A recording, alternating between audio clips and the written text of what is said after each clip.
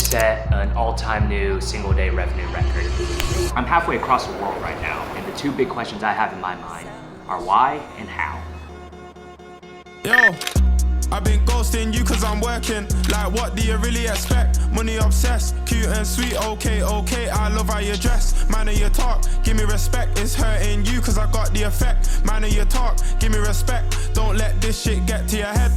The bag came heavy like metal. Trying to chill but I just can't settle. Drive how I want cause this ain't no rental. Bro, my Jenna like Kendall. Little black dress and a silhouette's mental. To my first long-form version of the series. And I think the big reason why I want to make this long-form version is because I want to do the business justice. I want to explain my process and properly document my journey. I've been doing it on Reels, TikTok, and I don't think that 60 seconds is enough time to fully capture and show everything I'm experiencing, everything I'm learning. I'm at the airport, Phoenix International. We're about to go to, Taipei, and then have a layover in Taipei, going to Vietnam, and then we're gonna be there for 2 weeks. We're gonna go to Japan for 1 week. We're gonna meet up with our distributor out in Japan for our import business, the dealership. And then after that, we're gonna visit Korea, stop by there, hanging out. Never been to Korea before. Excited for that. Last time we were in Japan I was like 6th grade. How old were you? You were in second grade. Yeah, 2nd grade. I was in 6th grade. So super excited to go back now that we're older, enjoy the other stuff. But also we're gonna check out some car meets, check out our importer. But 6 months ago, none of this would have been possible. Being able to leave the business and let it run on its own has been something that my father always, felt weird about going on trips and leaving because he was worried about the business. So what changed 6 months ago to now where we're able to leave the business and it's able to run on its own stress-free? And today I'm going to go into our frameworks, our infrastructure, and everything that lets us be able to go on these trips and still manage the business from afar. So for 22 years, the whole business ran on feeling. My dad's gut, my dad's feeling. And I had to be able to create a system that captures his feeling and his gut feelings and institutionalize it so that it could be able to run it on its own. And so the basic framework of it is we have our playbook. That's kind of like our constitution. After the playbook, we have our operational procedures. That's our SOPs and everything like that. The way I think about it is like, playbook is the supreme document that controls everything, all the rules, our policies, stuff that protects the brand image. Our operational procedure document, that is our SOPs, how to run the day-to-day, how to take in orders, how to take in customers, handle phone calls, write up a work order, things like that. So those are the two main documents. The third one is the pricing schedule. That's how we price our jobs. That's our capital rules, how much portion of the budget marketing has to be a certain percentage of the budget, or parts shouldn't be more than this, labor shouldn't be more than this, and covering overhead and stuff like that. So because of those things and because of those systems, that's how we're able to let the business run on its own. And that's the biggest thing with scaling a business, is because you can't be there at every single location. You can't be there all the time when you're running and wearing 10 different hats. You're bouncing from place to place, you're doing different things. So the business has to be able to run without you, because if the business can't run without you, that's not a business, that's just a glorified job. And my mindset when being the architect for the system is, I learned this from a good mentor of mine. It's, you start with the end goal in mind. Always start with the end goal, because if you know where you're going, you know what you need to do in the moment. I heard this quote the other day. Dylan, you'll like this. The compass was invented before the clock. And that's because direction is more important than time. I like that. Write that down. Yeah. Keep it down. Yeah, write that down. Doesn't matter how fast you work on something or how fast you get there.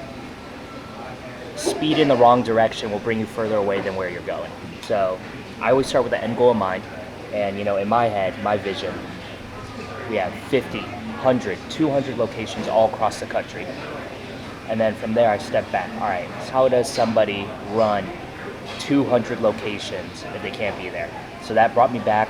I worked my way down, led me to the systems, and I wanted to design the system in a way that it is a living document, much like the US Constitution. That's a living document and that it's repeatable, that anybody could do. Any operator could do it.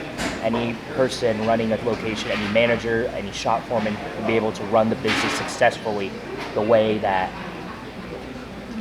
captures and respects the 22 years of work and integrity and values that my father had put in. Building that was hard. We're currently on version 1.7 of the playbook, so that means I've made 7 iterations from our initial draft. And then on the operational procedures, we are on version 2.2, so I've done 22 iterations of this. And even though the playbook went first, the reason why I had to do 22 iterations of the operational manual, operational procedures, is because it's so detail heavy, and all the process SOPs, like talking about how to. It's a much longer document. Originally, the playbook was long. I was able to condense it from 55 to 20 pages, but operational procedures, that one's a very long one. That one is 45 pages long. So that's how we structured it. But yeah. So now that we have the system in place, how do you measure, if any location, if I were to come in and trying to get a snapshot of how a certain location is performing, how would I do that? And that's how I built the dashboard, and I used Claude to build this dashboard. It essentially, it started in my head, and I had it originally built out on Excel and Google Sheets. Our POS system would generate reports. I put those in manually, and it auto-calculated. But instead, I built an artifact within Claude that can access my Google Drive. So I download the reports to my Google Drive. Claude will then go in my Google Drive, pull those reports, and use that data from the reports to give me the dashboard. But that's how we're kind of measuring, how well a location is performing and if the architecture and framework is working. The main KPIs we track is average repair order, total revenue, average profit margin, our cart count, effective labor rate, parts margin, and labor margin.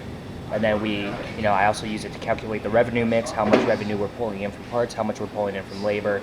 But this is the important thing. I use it to track efficiency within the business. Turning, values into words on a page is extremely difficult, but it's definitely possible. It just takes a lot of thought and a lot of planning and intentionality inside it, but that's also everything in life. By tracking our efficiency within the business, labor hours billed, labor hours worked, because our model is completely separate than the industry. Our model is we pay hourly and hourly instead of flagged hours. But using the flagged hours is a good way to track the efficiency of the technicians so that we can calculate, who's lacking or where we're lacking or what deals are we actually losing money on.